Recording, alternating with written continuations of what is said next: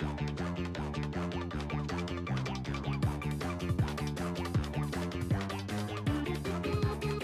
haven't seen the Super Mario Bros. Movie yet, nor have I seen either of the Sonic films.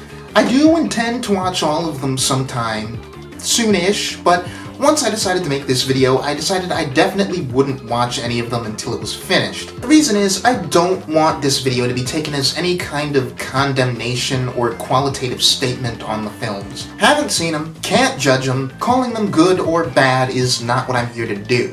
What I am here to do is talk about some trends I'm noticing as an outsider to the whole phenomenon of quote-unquote good video game movies, and why those trends have me a little concerned. And I don't want any fresh feelings that I might have on any of these movies to sway how I feel one way or the other. And keep in mind, I want to make sure that this is a separate conversation from video games on TV. Between stuff like The Last of Us, Castlevania, and Arcane, more mature adaptational stuff for the small screen is actually doing really well. And I'd even list something like Sonic Prime as a really good video game show for kids. But movies, well, I'm apprehensive. Now ideally, video game films and superhero films can coexist healthily together without stepping on each other's toes. But if you've been alive long enough, you know that's not how Hollywood tends to work, or at least not how perceptions in Hollywood tend to work. Even if neither genre ever comes close to going away, history suggests that one genre tends to dominate how a certain era of Hollywood is perceived, especially with the benefit of hindsight. Before superhero movies, it was star-studded rom-coms. Before those, it was more high-concept family comedies. Before those, it was violent action flicks, then coming-of-age stories, and the list goes on. If it comes down to audiences and studios to back superhero movies or video game movies, then one will be the clear winner. And listen, if you've been watching this channel for a while, you know I'm all about my superheroes, but I also love video games. Heck, the last video I did was just going on for over an hour about one of my favorite entries in my favorite video game series. A video you should all watch, by the way. The view count on that one for all the time I put into it is soul-crushing. But anyway, if video game movies become the thing in Hollywood within the next few years, then I'll be happy. But, like, only if they're movies we can generally agree are good. Like, at least somewhat substantive, interesting, good movies, taken apart from any loyalty that you might have to X or Y video game franchise. If for no other reason than my own mental health as someone who basically lives in the online film discussion bubble and can't deal with an even worse cover of the hit single X popular genre is destroying real cinema. And right now, let's just say that if superhero movies are ultimately supplanted in the pop culture consciousness by movies like Mario and Sonic, then I think we're in for a much more polarized retread of the previous decade as far as film discourse on the internet goes. By now, you and I all know the famous, sometimes warranted, complaints about the comic book movie machine. As far as certain vocal stripes of film critic goes, superhero fare translates to slim and shallow stories which rely on fan service and inside baseball deep cuts to make it so fundamentally childish products have an eager army of adult fans, and which also have a bad history of overriding any kind of strong directorial vision. Now, if you're anything like me, it's been tiring enough seeing that argument made about movies that, by and large, I could argue genuinely do have some artistic merit. And if video game movies are next up on the pedestal, then the reception to the Mario movie is what really makes me nervous about this prospect. And believe it or not, that stems more from the positive reviews of the film than the negative.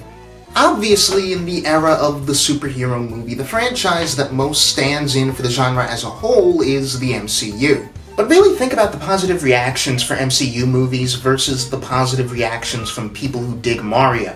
For a long time, the MCU's bread and butter was being accessible for non-fans and first-timers. And when they'd get a critical hit, you'd see critics and fans alike cite things like a compelling story, the humor, and especially the actors' performances, with action, effects, and especially fan teases and callbacks to outside projects as a garnish.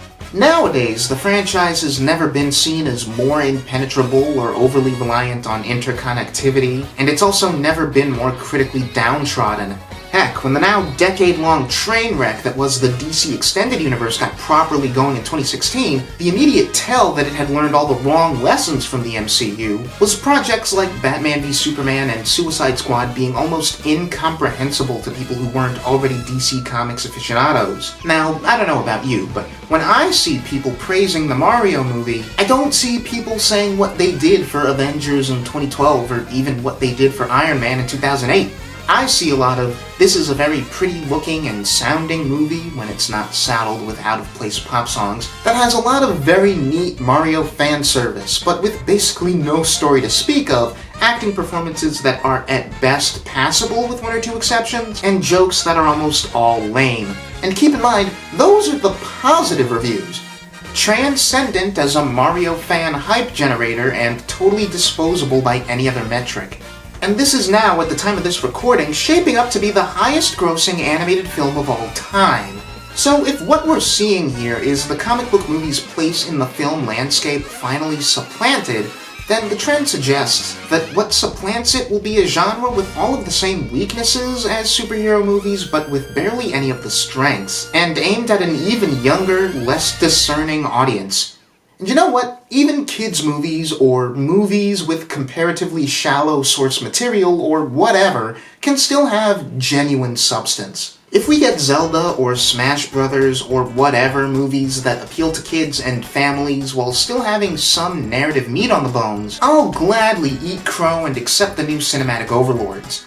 But when comic book movies took over the entire world, it was on the back of a foundation much more tenable than what I'm seeing right now. At least as far as the discursive sphere went. Maybe I'm being overly cynical, or maybe I should just shut my yap as someone who's not seen these films. If you think movies like Mario and Sonic bode well for a potential industry-wide takeover by this genre, and if that's the case, please feel free to say so in the comments. I'm just saying, prepare for a whole decade where it will be even harder for film intelligentsia, to the degree that it currently exists, to avoid the idea that baby movies for babies are really what's driving the theatrical market, primarily through fan-servicey, nostalgic brand reverence.